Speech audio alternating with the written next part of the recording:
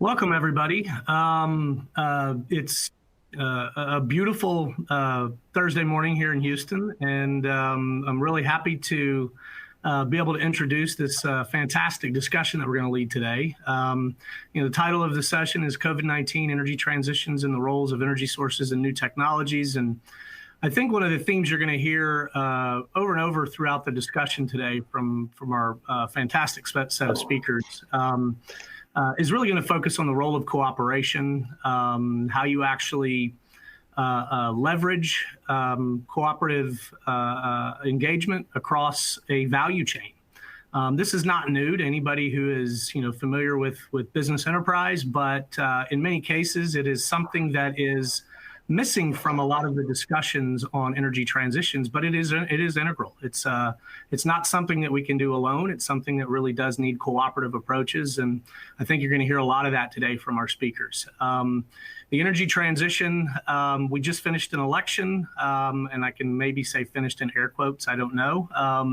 But I think it's pretty clear what the outcome is, and I think the world is sort of moving forward. But interestingly, on energy transitions, I think the world has been moving forward. This is not something that we've hit pause on at all.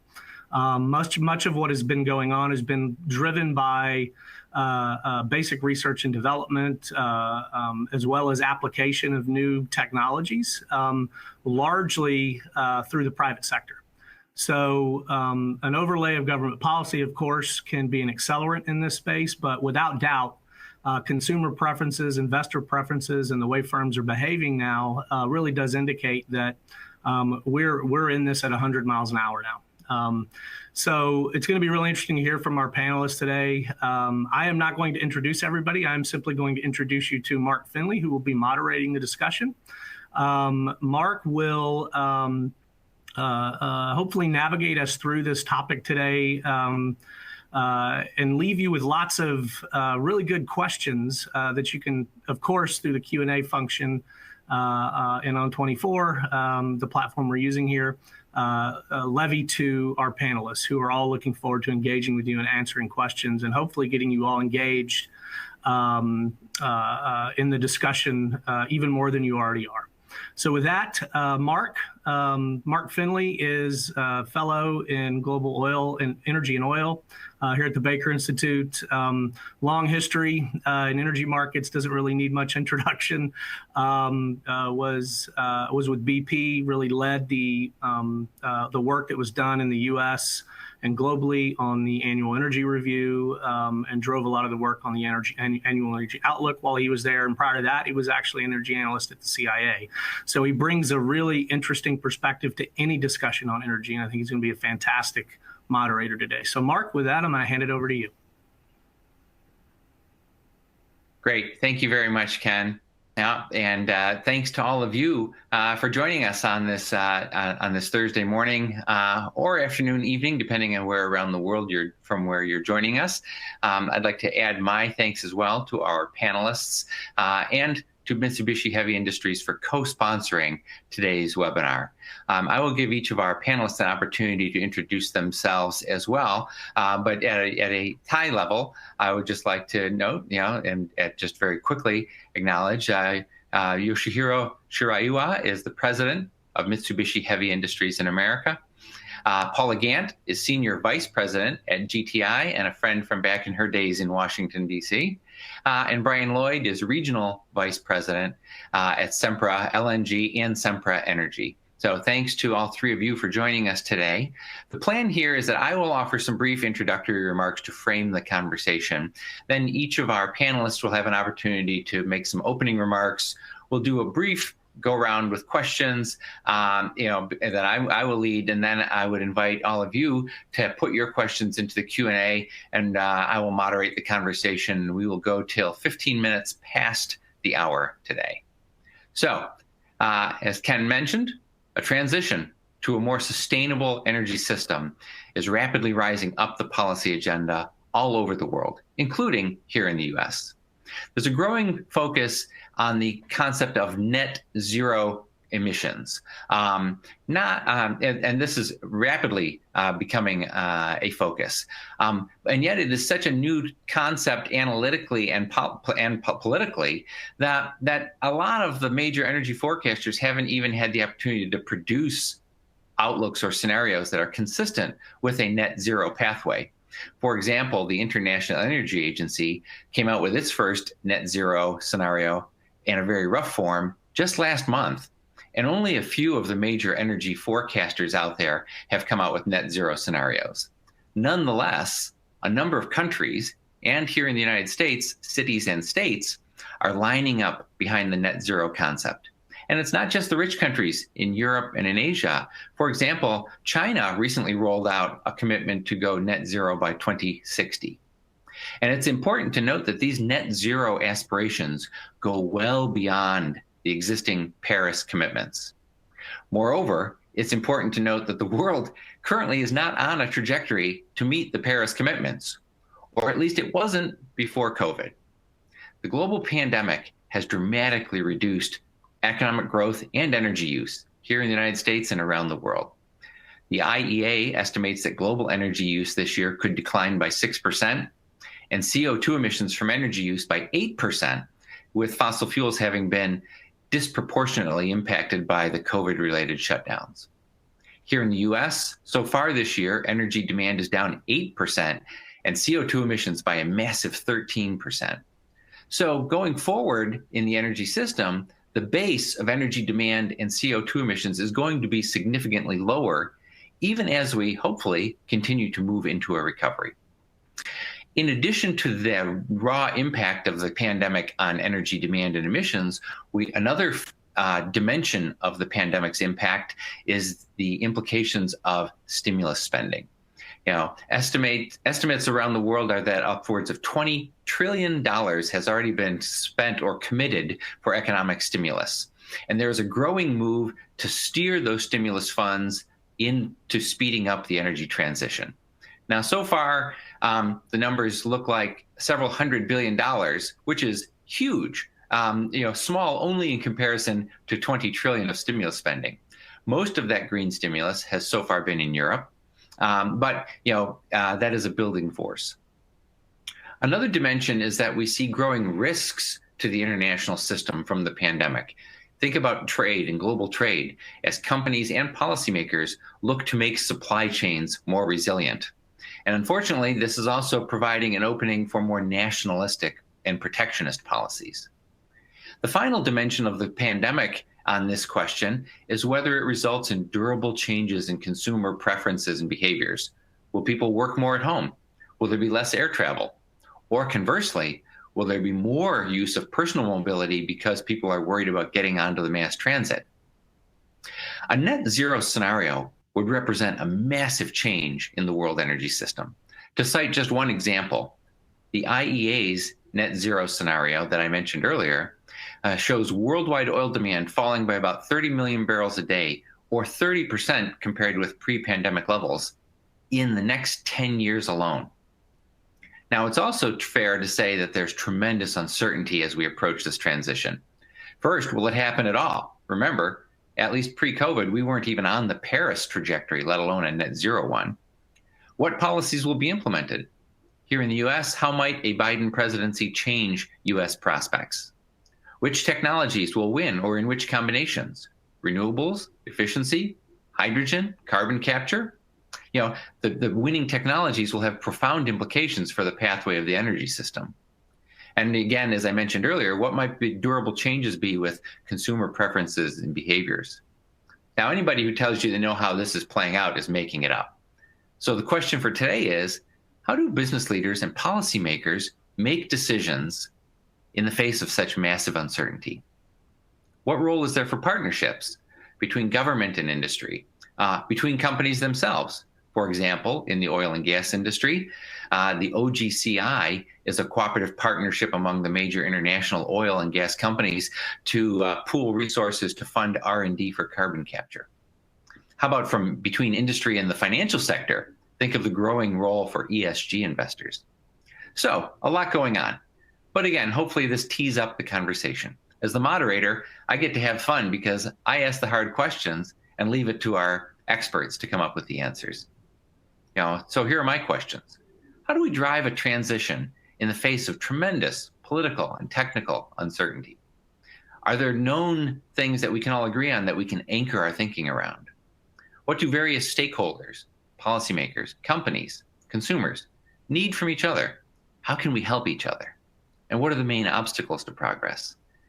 And then finally, how has the pandemic impacted all of these questions?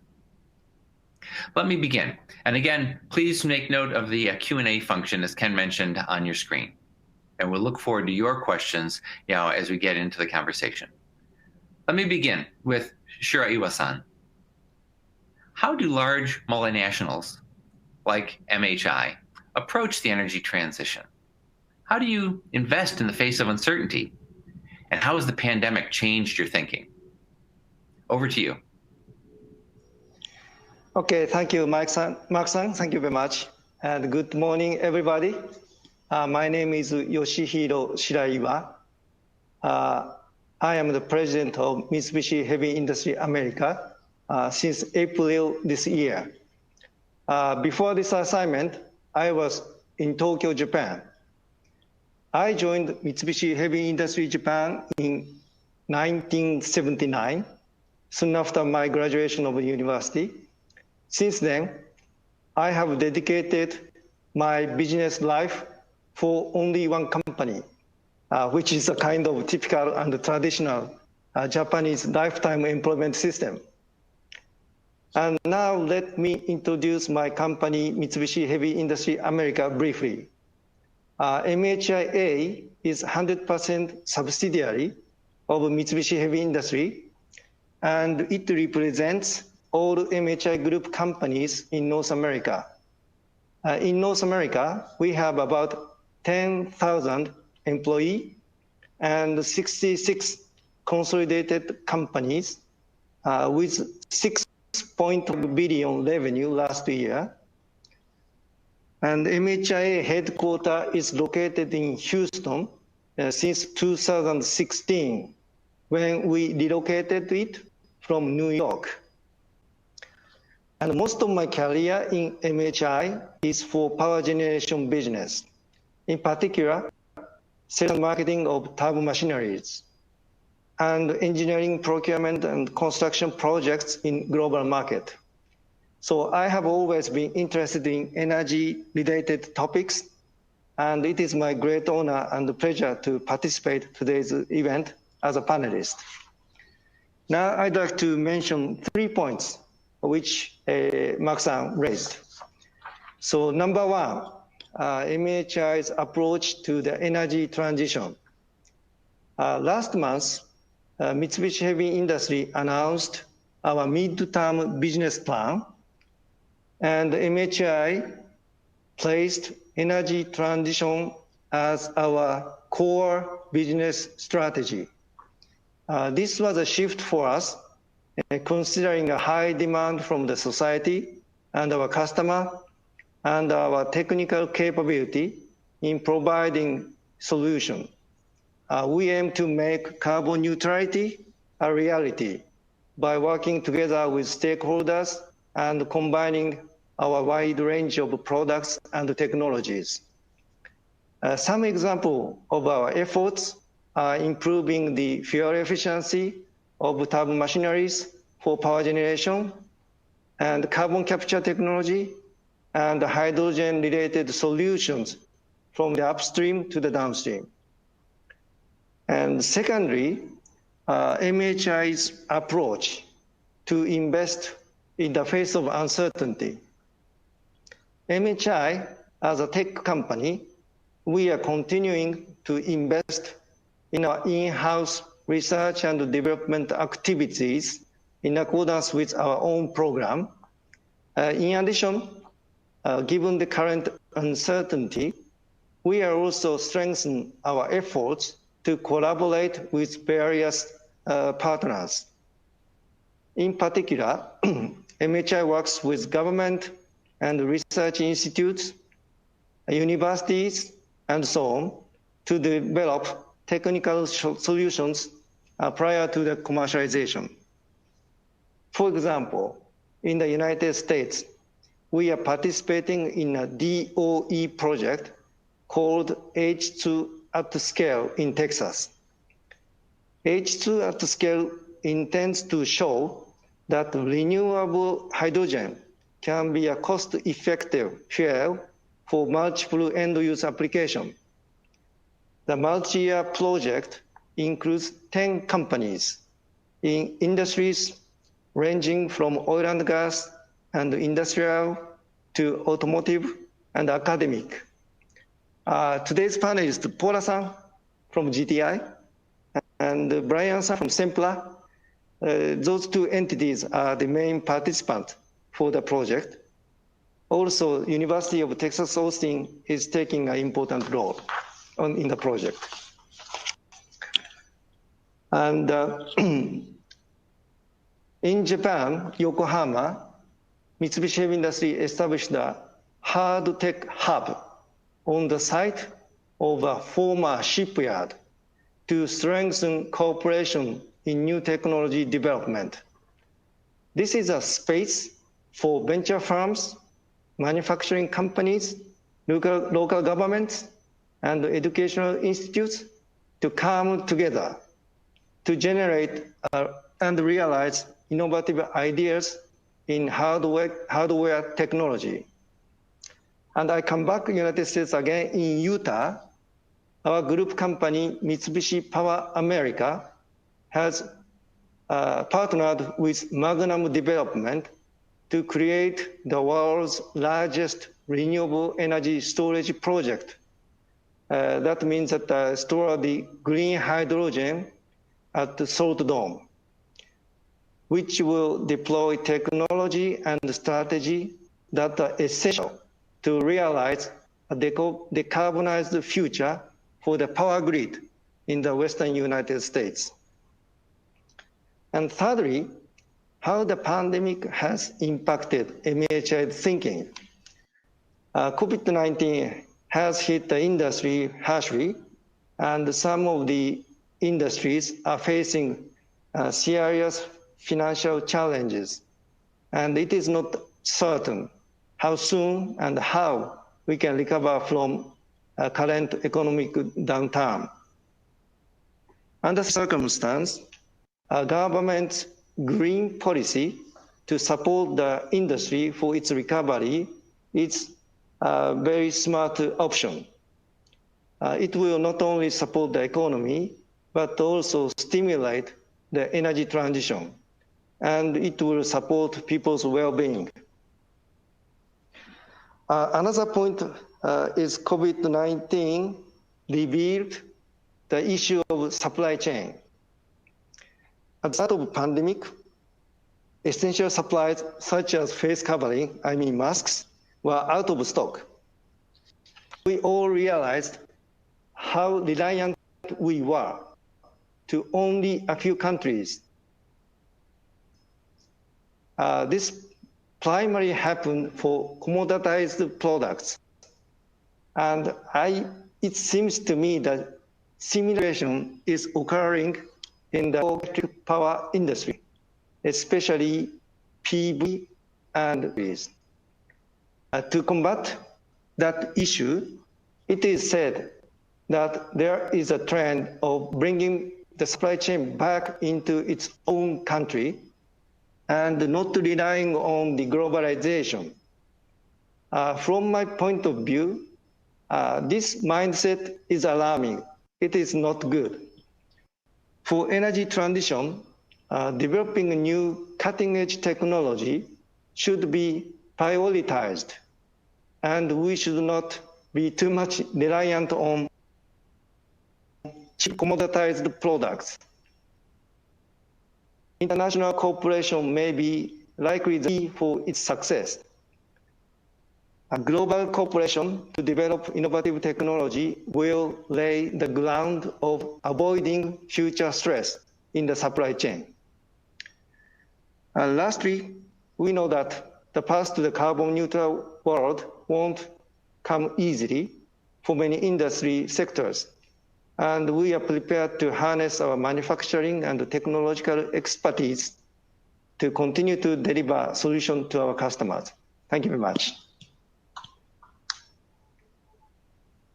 Shiraiwa-san, thank you very much. And it's clear that technology and technology companies like MHI will play a critical role in driving this transition going forward. Let me turn next to Paula. Paula, for you, how is GTI assessing the need for R&D to drive the new technologies that will be part of this transition, as well as the infrastructure investment that will be needed? Great, thank you, Mark. I appreciate the opportunity to be here today, and I'm very interested in the examples that Shiraiwa-san just set out that provide a lot of encouragement that we're going to be managing quite effectively through this transition that we're expecting. In my remarks today, I'm going to touch on some of the shifts that we are seeing in this extraordinary year. Some of them Shiraiwa-san noted, and you did as well in your opening comments. And overall, the importance that we see in energy systems transition going forward of disruptive innovation and deployment at scale with speed playing in the effectiveness of these transitions. And to get to that disruptive innovation and deployment at scale with speed, we're going to need collaboration, systems analysis, and design thinking. And I think a lot of that was reflected in the remarks already shared today. So I'm just going to reinforce a lot of that. It's really, really nice to be having this conversation with this group of people today. So when we look at this extraordinary year of 2020, it's not been extraordinary it's been extraordinary in some ways that we'd like to move past. But even in the midst of global health crisis and economic stall, we've seen some things continue and actually accelerate that we think suggest that energy systems transition is going to actually occur faster and be more robust than one might have predicted in 2019.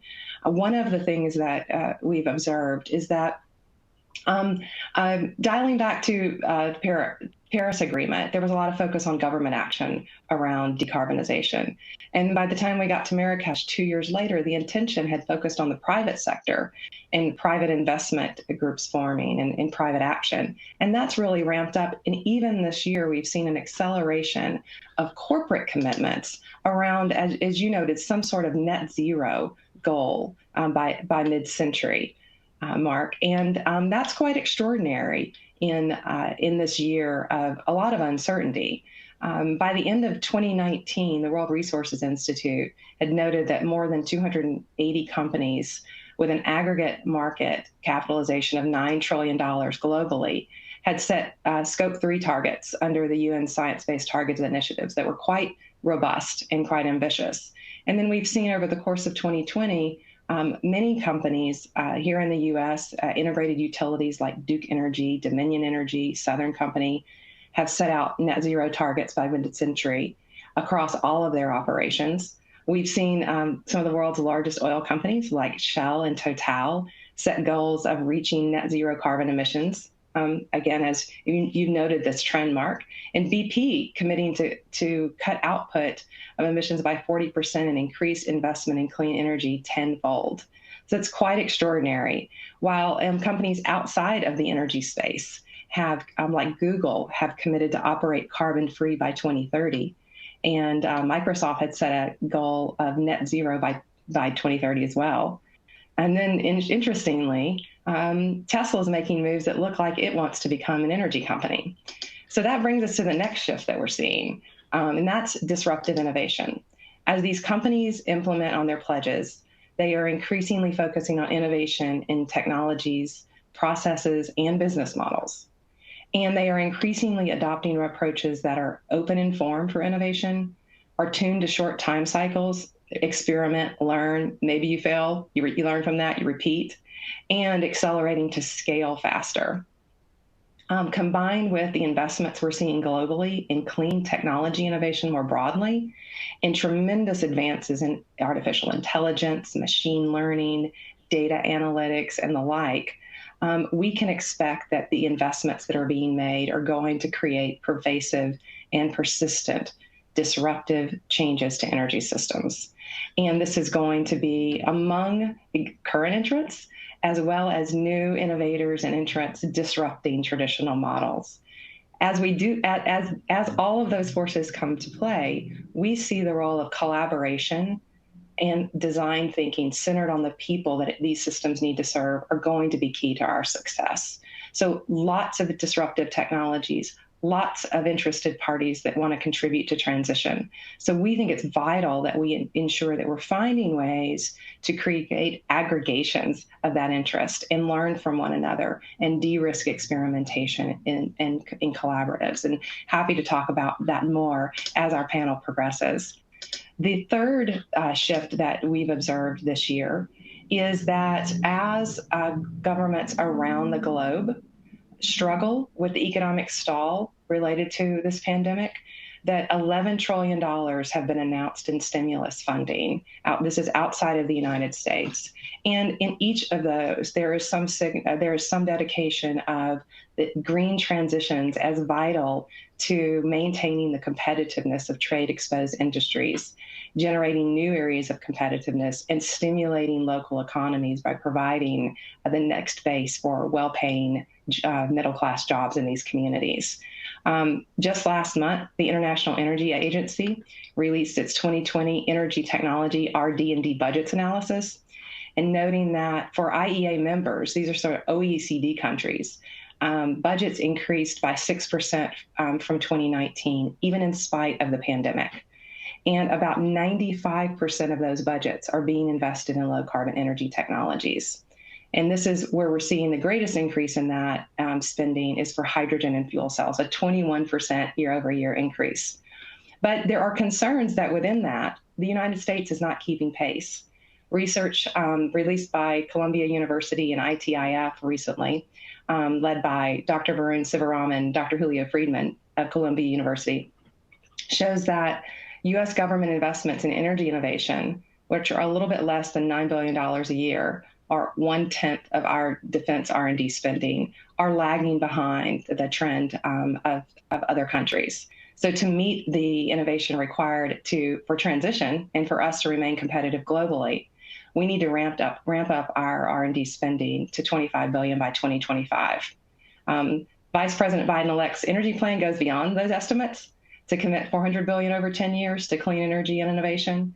But these numbers are, we see as vital to not just creating effective transition for energy systems, but also effective transition for our economy overall. And doing that in ways that collaborate with partners around the globe to really get to scale the deployment of clean energy technologies that are needed for transition the globe over, while we transition our energy systems and we also transition our economies. Within that, we see this as the moment for hydrogen. And for those who have been working on hydrogen for a while, welcome to the new day for hydrogen. For those of you who are saying, really, hydrogen? Yes.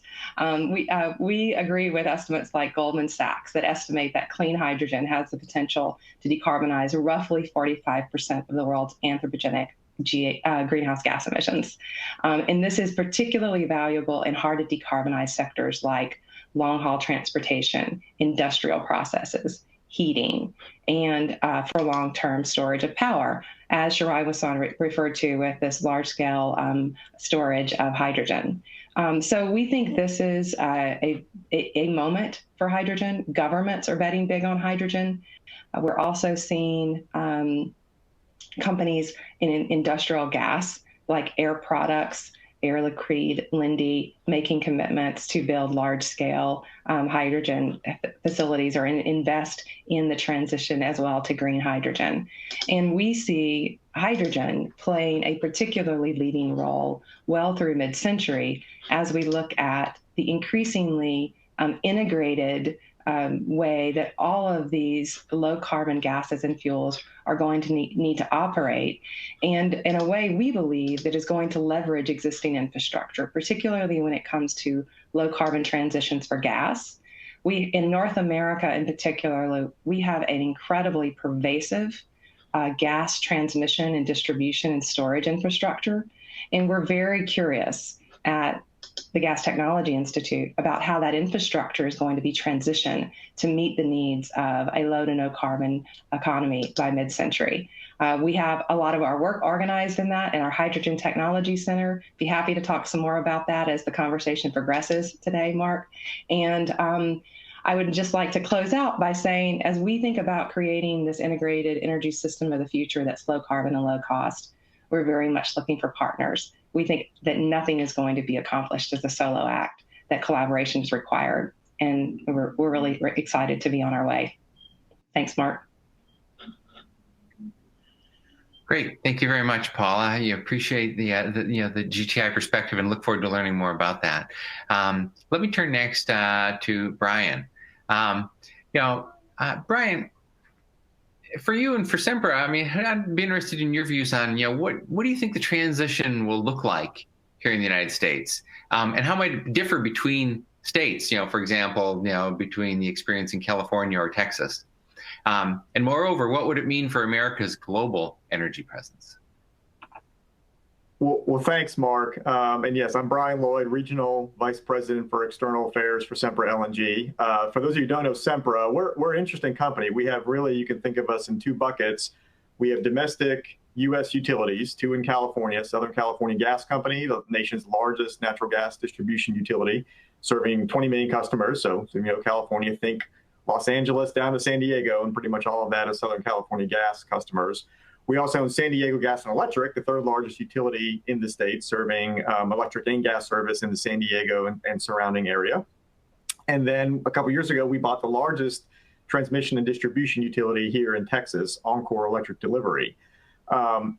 So we have kind of the core of our business has always been U.S. utilities. The majority of our capital plan is investing in those utilities, including things that help the energy transition, like transmission here in Texas. And then we have an infrastructure business. We have a company in Mexico, Iannova, that is in the wide range of energy infrastructure. But we also have a very exciting, to us, liquefied natural gas export business with an operating facility in Cameron, Louisiana. And many of you may have seen this week, we just sanctioned our second project, actually on the Pacific coast in Ensenada, Baja California, Mexico, that will, again, provide a new outlet for natural gas on the west coast of North America, really cutting shipping times to Asian markets quickly. So I'm going to actually kind of pick up on one of Mark's intro points there and talk about this question of what can we anchor on. Before I joined Sempra, I did really electric power regulation in Texas for 20 years. So I kind of both bring a government perspective of that, and though I'm in an LNG business right now, really kind of the electric sector. And I'm going to talk first about how two of the world's largest economies, the number 5 economy in the world, California, the number 10 economy in the world, Texas, have really, I think, shown instructively how this transition is going to play out, albeit having approached it from two very, very different perspectives. So we think at Sempra, we think the macro trends are really quite clear at this point. And again, in some places, California has been driven really with heavy policy mandates and regulatory pushes to accelerate this transition.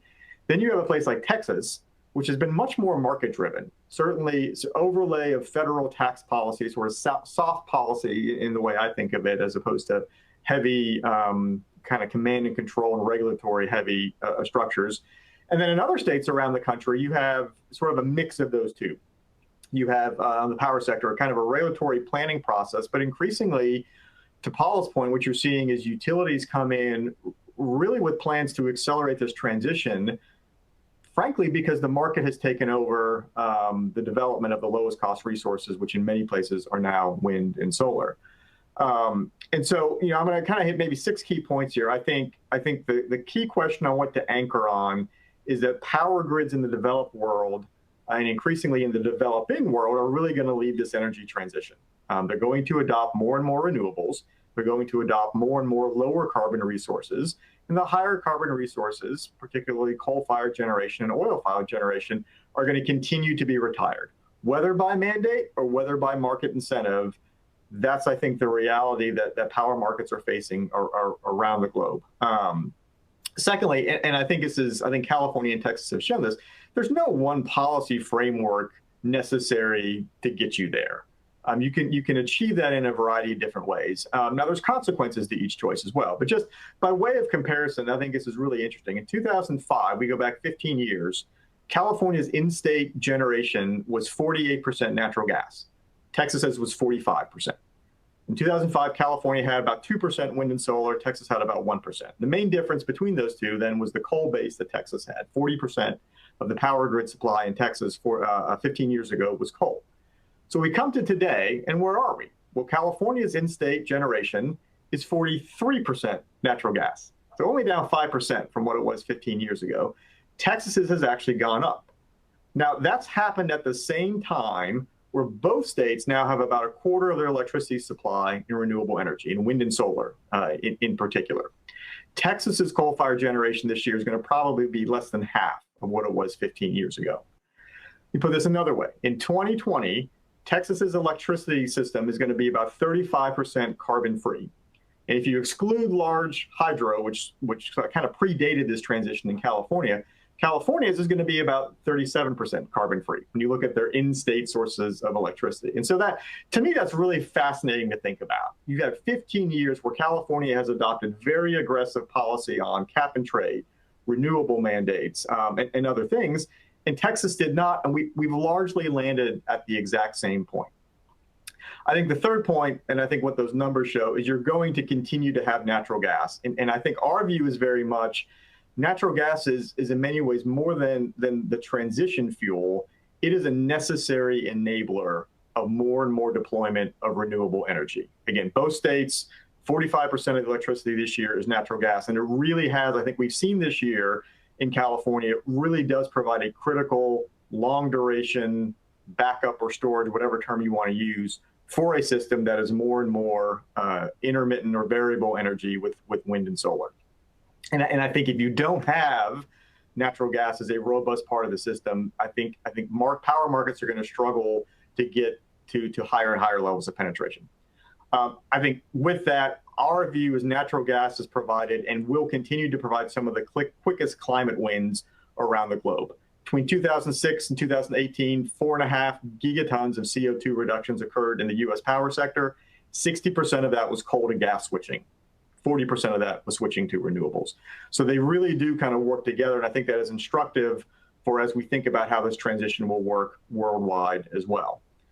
I picked 15 years for a reason, and it really gets to I think a piece we'll talk a lot about as we go through today is the infrastructure piece that goes with this.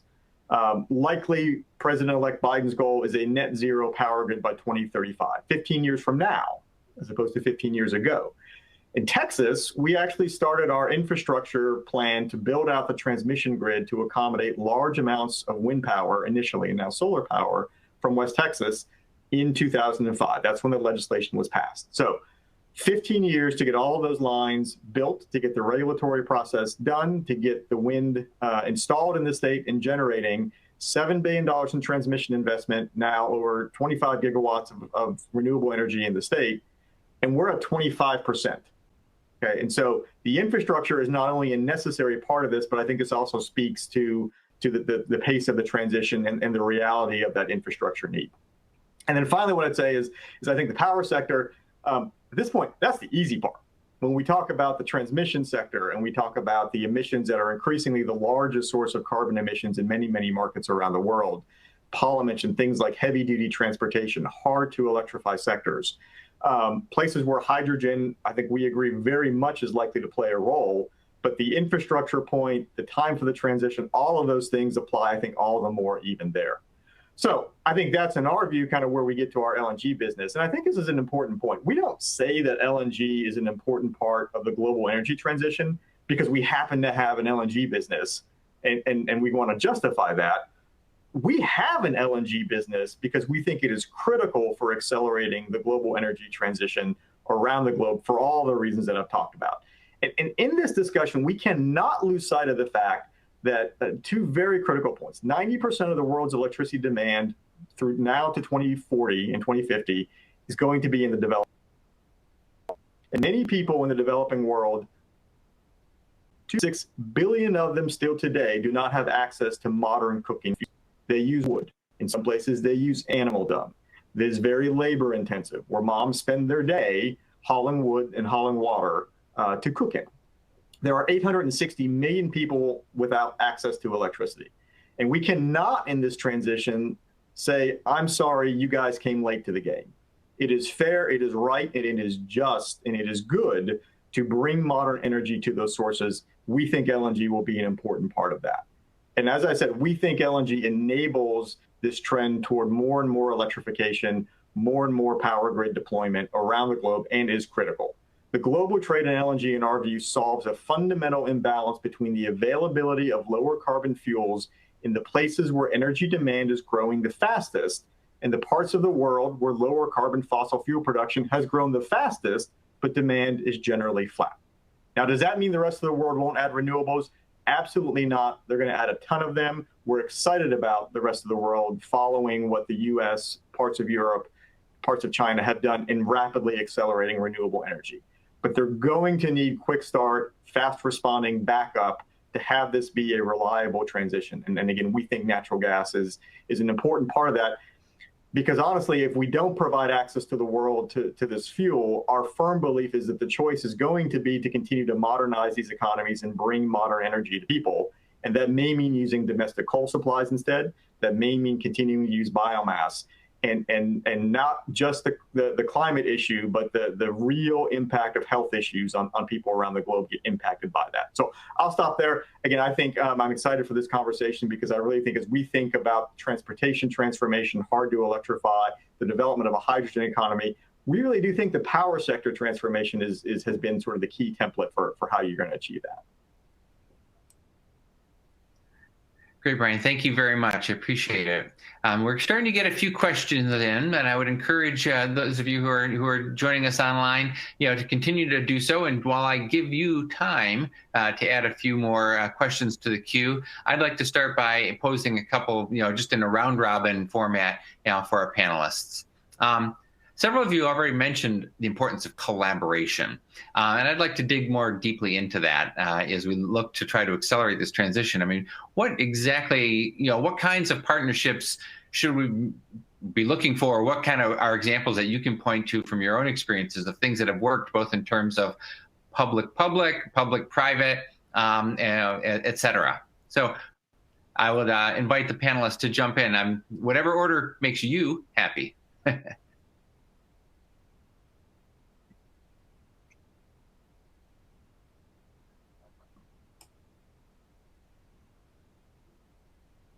I'll go ahead and start first. I think in terms of collaboration, I think one of the areas that we believe is going to be necessary for whether it's companies, governments, or others to sort of meet something like a net zero goal. I think all of the credible analyses show you're going to have to look at carbon capture and sequestration. And I think that is an area really ripe for collaboration and where collaboration is going to be necessary. I know Ken has done a lot of work in Texas on that. We are kind of working with some groups in Louisiana on that, but you really have to have government and regulatory bodies involved when it comes to the permitting and the monitoring and verification of the ultimate sequestration site. To a point Paula had made there, there's going to be some learning with that, and it can't be sort of in a regime to where, as we try and make mistakes, that sort of the hammer comes down on companies. And so the way we think about it in our LNG business in particular is our liquefaction facilities have carbon emissions. We are actually located near existing CO2 pipelines. We are in an area of the Gulf Coast, again, that I know Ken's working on, that has experience with sequestering carbon through enhanced oil recovery, has the geology to kind of do that. Some of that might be on state lands, and so you need the state government there as well. But sort of across the private sector, you're looking at sources, you're looking at the development of a more robust CO2 system, you're looking at the development of reservoirs, all of which, if they can be shared, and in some, I'll use the term networked, it is more likely that you can meet your investment hurdle or you can meet your goals at deploying these things. So I don't know if Ken, maybe you want to drag Ken into this and have him talk a little bit about his work here in Texas. Sure. Well, Ken, do you want to try to elaborate on that in terms of what the work that's being done at Rice and with whom we're collaborating on that? Sure. Yeah, thanks, Brian, for referencing that and pulling me back into the discussion. But without a doubt, the work that we've been engaged in on developing a new value chain, which is effectively what you're talking about when you get into discussions about some of these new energy technologies, has been very interesting. It's been heavily involved in engaging disparate parties along different parts of the value chain. So if you talk about carbon capture, use or sequestration, you're talking about installation of capture equipment at an industrial facility. You've got to develop a pipeline, and then you've ultimately got to get it to a point where it can be either utilized or injected for long-term storage into a subsurface formation, typically a saline aquifer. So it's not one company that does all of that. It's typically a group of companies, and there is inherently a coordination issue that has to be overcome.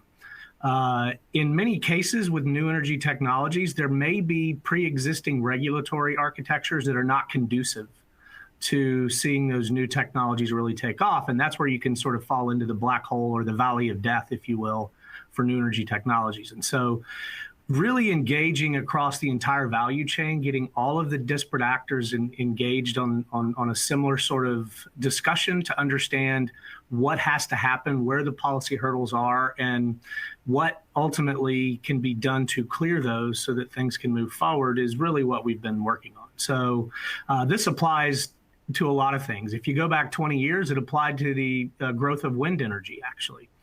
If you think about the state of Texas, I'll just use a simple example because I think it's very enlightening on this point. There were production tax credits in place that really helped propel the growth of wind technology. A lot of wind capacity was added and continues to be added.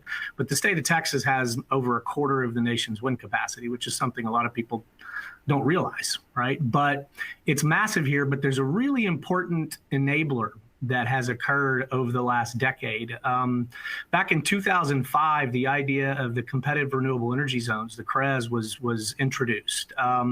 By 2014, after a series of steps that it had to go through, it was in service. And that has actually helped facilitate a lot of the wind power, where the wind resource is largely in West Texas, where nobody lives, facilitated that being able to reach markets in East and Central Texas. And so that's been really critical. But note, it actually took a policy intervention, and it took engagement with actors on all parts of the value chain in the power sector to really determine, and this includes landowners, by the way, but to really determine where and how rapidly we could build that infrastructure. And once it was in place, it really helped propel the wind energy industry in the state of Texas to new heights. And when you think about carbon capture, when you think about hydrogen, you think about anything really.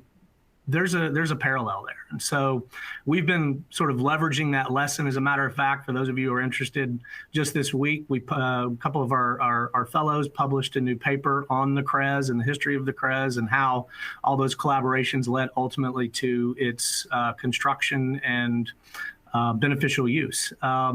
It's available on our website, but I encourage you to look at it because it's enlightening on this front. The role of cooperation is just critical. Great, thank you so much, Ken. Paula, you wanted to come in line on this question as well. Absolutely. Collaboration is essential. As I said before, no solo acts are going to actually influence the shape of energy systems transitions.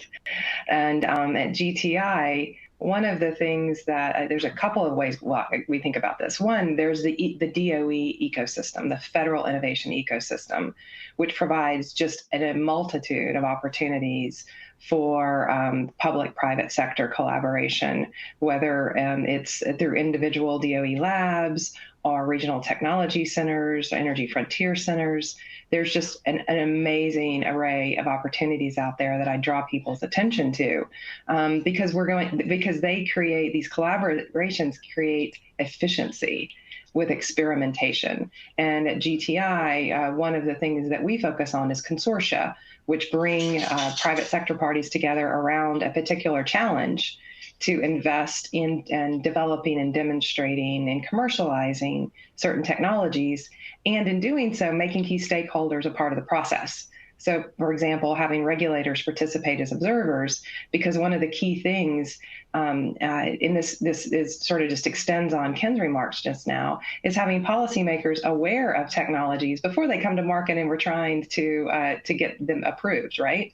But having policymakers participate with us as we experiment with technologies, and importantly, reflecting the understanding in these collaborations that a single technology, a single solution has to be actually integrated with a whole host of others in our energy systems, right? So it's not just a particular idea, it's how's it going to work? How's it going to work with everything else that it has to interact with, as all of those parts are changing too, because we have so much disruptive innovation. So the more that we're creating collaborative spaces to assess these emerging technologies, figure out how they all fit together, and invite other stakeholders to join it, the more that we're going to be able to move towards that deployment at scale that we so much need. An example that we're particularly excited about, Shiraiwa-san noted in Texas, is the H2 at Scale project on imagining how Texas can serve as a leader in building a hydrogen economy as we focus on industrial decarbonization in Texas, particularly, but also just starting with how do we test out the parts of a local hydrogen production system to see how we can turn renewable electrons, for example, into hydrogen to fuel light-duty vehicles, and when we have excess, to fuel a data center at the University of Texas. And then what can we learn from that and think about how that might be then translated to a larger application like the Port of Houston, and heavy duty and marine transport coming in and out, and all the pipeline networks associated with that part of the country, and see what it might tell us about how we might leverage existing systems as we add new requirements that they be low carbon. And as Brian said, they're going to have to be low cost too if we're going to make a difference for the planet. And that's going to take a lot of systems analysis and a lot of human-focused planning. Thank you very much, Paula. Shiraiwa-san, would you like to weigh in on the question of collaboration? So I want to mention about the collaboration between the private sector. And then the value of collaboration is, I believe that it's creating something new. So creating the new solution, bringing their own latest technology. And my opening remark, I mentioned about the Utah project, which is the large-scale hydrogen storage project. So our partner, Magnum developer, has their own technology of the salt dome to store the gas or the air in the underground. And we bring in our technology for the hydrogen combustion turbine or the compressor, or getting together as a collaboration, and it will create something totally new solution. So currently, the daily energy storage is available by the lithium battery, for example. But what we are doing in the Utah project is the huge amount of energy storage. It's a kind of seasonal storage, or the grid scale storage, 1,000 megawatt. That's something new, innovative, solution. So I think that the collaboration is a key to create such something innovative, new solution. Mm-hmm. That's one point. And another one point is that it's a horizontal collaboration. And the vertical in private sector's collaboration is that very lately we announced the collaboration with Entergy. And then we call it decarbonizing partnership with Entergy. And we can focus on developing the hydrogen-capable gas turbine combined cycle project, or developing the green hydrogen production, storage, and transportation facility. And also utilizing the nuclear power to produce the clean hydrogen, for example. So there are many, new innovative solutions we can produce. Mm-hmm. That's all. Thank you. Thank you very much. Thank you. I had actually another question that I wanted to ask, but we were getting a good number of questions in from the folks who are watching online, and so I'm gonna just jump into some of that. There have been, I mean, each of you in various ways has mentioned the topic of infrastructure, and there have been a large number of questions coming in speaking directly to that. I'd be interested in each of your perspectives to the extent you can care to join in on, what are the infrastructure needs of this transition, and what in particular is the scope to leverage existing infrastructure. There's already been discussion about transmission lines, pipelines, but there were also specific questions about the potential for using both rail cars and LNG tankers, to transport hydrogen as well. And so I'd be interested in the panelists' perspectives on, where is there scope for piggybacking on existing infrastructure in this transition, and where is new investment needed?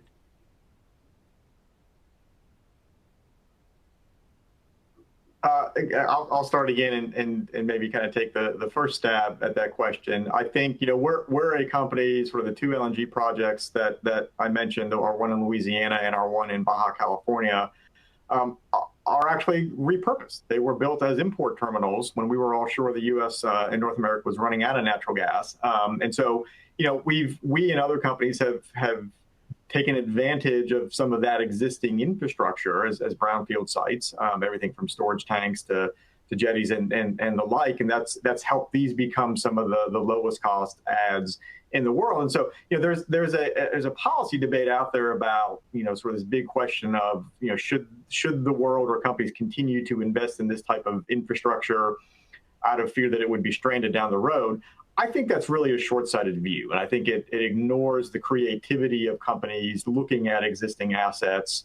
Our LNG facilities are one. We are doing a lot of work at our utilities in California looking at, as sort of Paula mentioned, the natural gas distribution system is, in the U.S., is one of the most highly developed networks in the world. Where can that be used to, again, help further and provide the infrastructure for a hydrogen economy? Europe is doing much of the same work. Initially, that is likely, some partial blending, and then over time, perhaps that infrastructure gets used kind of completely in that space.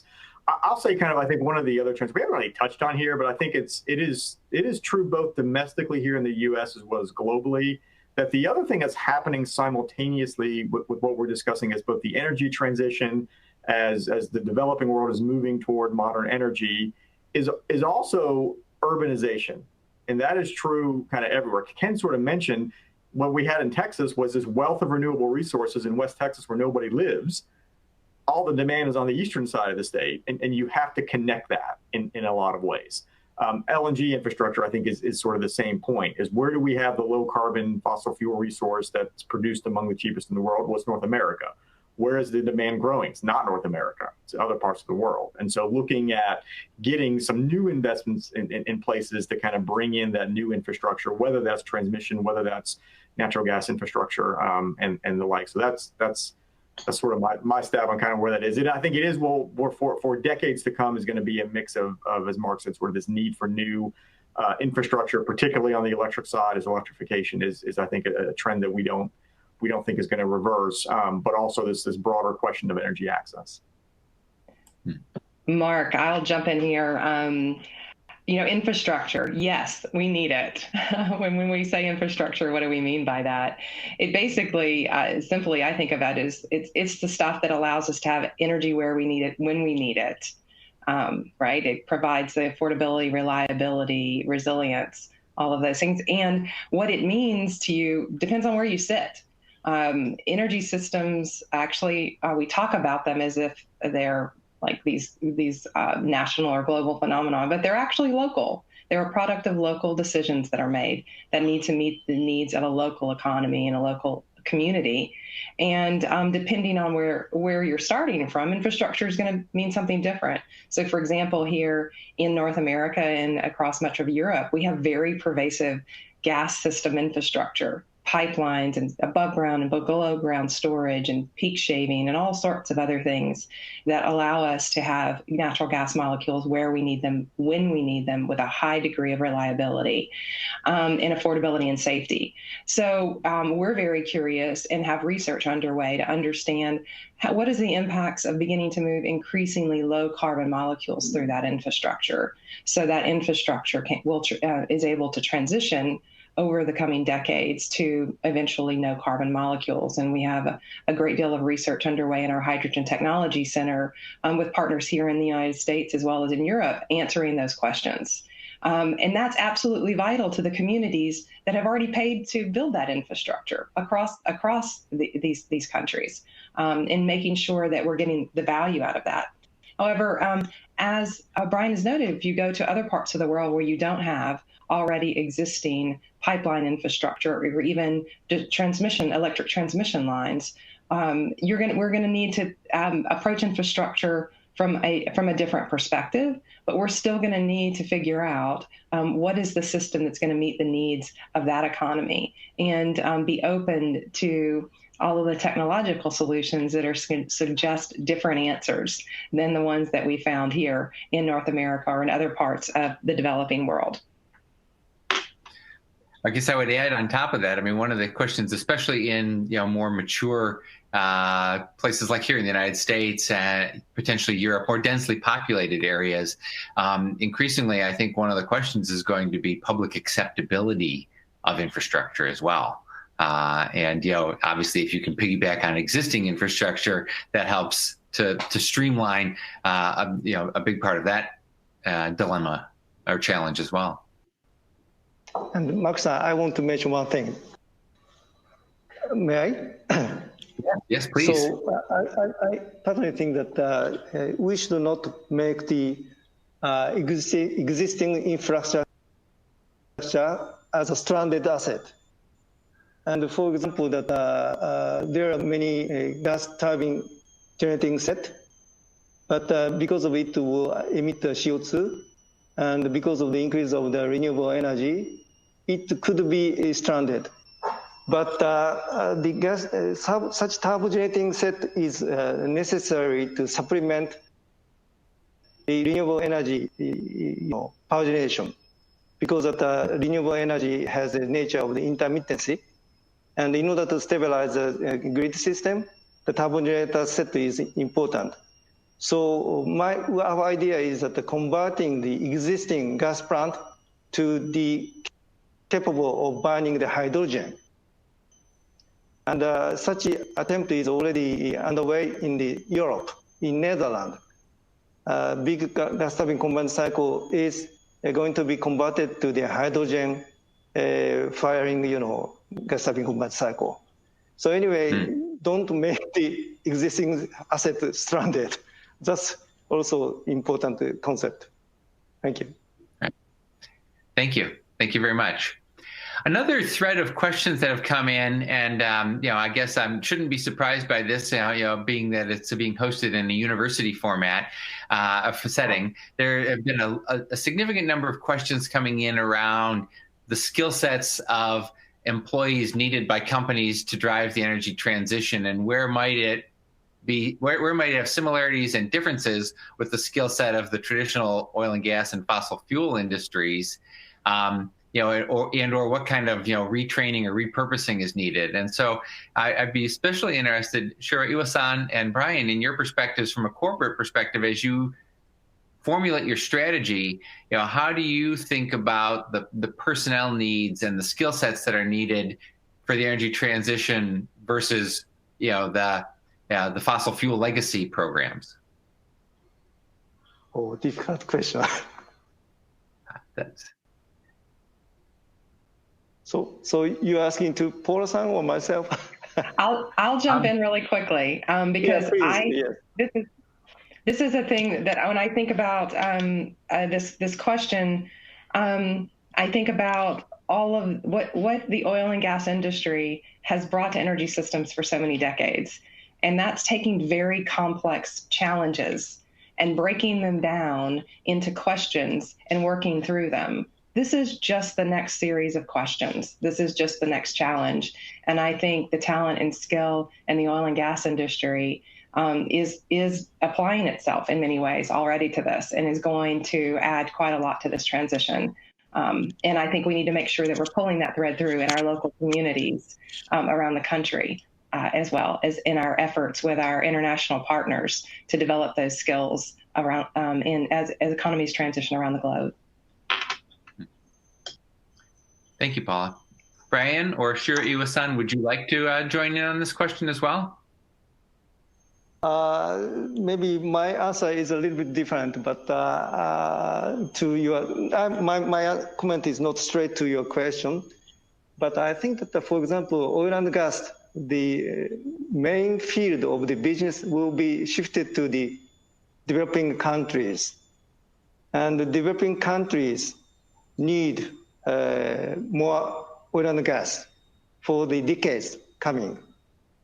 And I had a lot of experience with visiting Nigeria, for example. Their population is growing rapidly, and they need more energy. But electrification to them is very difficult at this moment. I cannot imagine the charging station of the electric vehicle in the Nigeria. Probably the likely scenario is increasing the gas fuel station, increasing the internal combustion engine, but we should, make such internal combustion engine more efficient by using the turbocharger and minimize the engine size, something like that. So the battlefield will be changed to the developed country to the developing countries.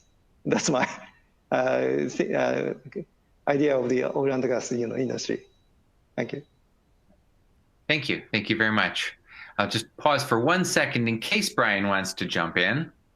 Yeah, I mean, I'll jump in just kind of real quick. I mean, we're really an infrastructure company, and so we think and we have folks move throughout our businesses with skills that are transferable. So we have we owned a renewables business, had built 3,000 megawatts of renewables in the U.S., sold that a few years ago. But many of the folks who worked on the engineering and construction and project finance, all the sides of that business are many of them are now in our LNG business, kind of thinking about kind of how they apply those skills to again, building the infrastructure piece as well. I think when we, again, talk about SoCal Gas and our gas distribution companies, again, where the existing infrastructure becomes used as sort of a hydrogen carrier, hydrogen network, certainly those skills we think are going to kind of apply straight through. And to the prior point, it's exactly why looking at the smart repurposing of existing infrastructure makes sense, because you're able to bring a lot of that that knowledge and skill sets with them.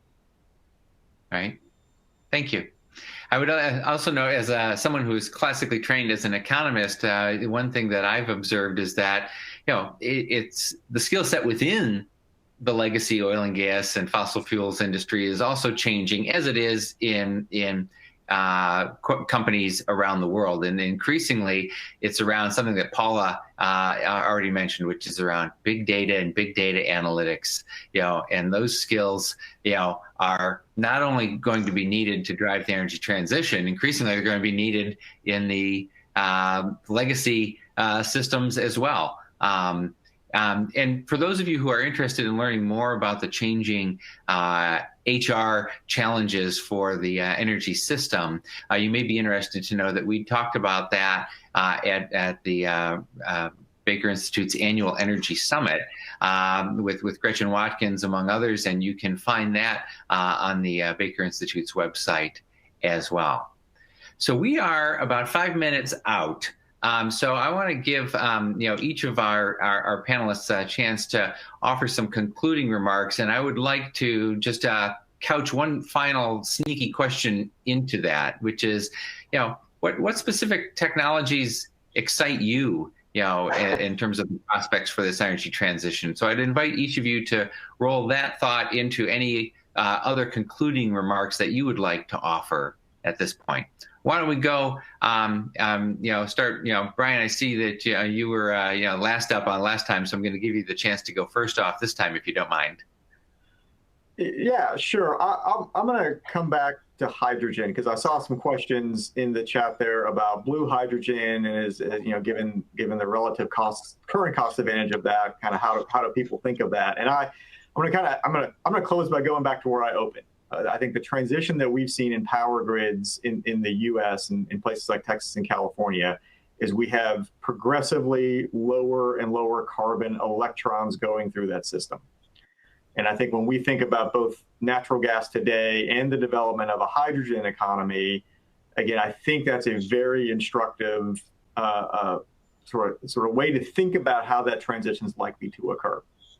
If we want the development of a hydrogen economy, which again we believe is necessary, just given the realities of battery densities and what batteries can provide, a lot of good applications of batteries.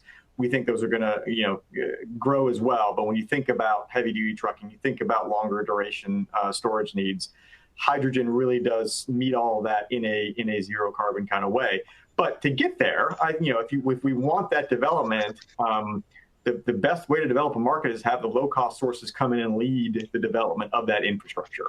The things that Paul has talked about, like looking at how can we use the existing infrastructure, what degree of existing appliances or other equipment can accommodate more and more hydrogen in that system. And so we think 96%, I think the stats, 96% of current hydrogen production is from natural gas, reformed natural gas. You can add carbon capture onto that and then have blue hydrogen be now an increasingly lower carbon hydrogen molecule in that system. And then progressively, as cost of electrolysis and other things happen, and now you're looking at green hydrogen produced through those methods, you would be injecting that into the same system. And so you'd have more and more lower carbon hydrogen kind of into that system. So we try to really steer people away from thinking it's one or the other, because again, I think when you look at the power sector, what you see is this trend in blending over time. And the blend over time can become less and less carbon. And that's, I think, where we're really excited about the development of that industry and really kind of following along, but very much tracking how the power sector has made this transition. Great, thank you. Paula, how about from your perspective? Absolutely. Big fan of hydrogen, as noted earlier. So I'll just I'll extend on that and just point to the role that we think hydrogen and carbon neutral fuels and chemicals are going to play as we build on our existing infrastructure and systems to allow us to get to economy-wide decarbonization. So within that, we think we're going to have to figure out processes that turn CO2 to value at scale. And we're starting with processes that create higher value from methane. So we see opportunity in the National Energy Technology Lab, one of DOE's labs, the Fossil Lab, starting to focus on this methane to value stream. There are large-scale methane to value opportunities that ultimately can be realized using green electrons and driving reactors to create hydrogen or syngas that can be used to generate so many chemicals and liquid fuels that we're going to need going forward. Also, in those processes, we envision, and we have a cool reforming process that we're working to develop that would add CO2 to the front end of this process and creates a significantly lower cost of gas to liquids and chemicals and a renewable product. So lots of excitement for us around methane to value as a pathway to CO2 to value. Yeah. Great. Thank you very much. And Shura Iwa-san? Yes. So your question is the most excited technology to me. So to me, it's a very uncertain, difficult to what is most exciting. But I think the society is excited with hydrogen.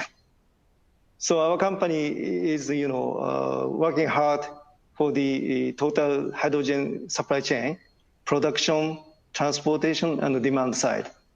And especially at this moment, green hydrogen, it takes still time, but we are participating in that sector together with the Norway people, electrolysis, and also that we have the strength of the blue hydrogen.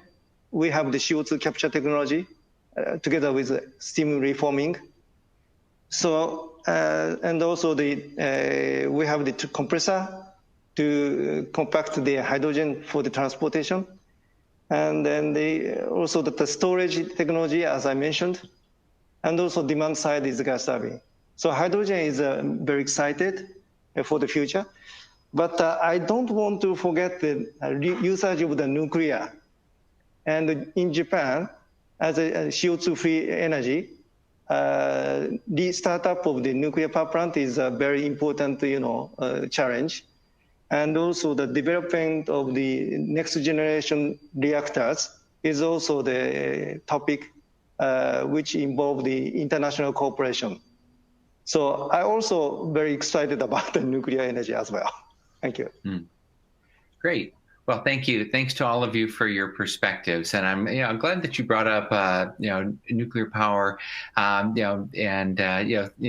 that hadn't come up yet in our conversation. And I think that I'm not a technology expert, but what I do know is that things surprise us.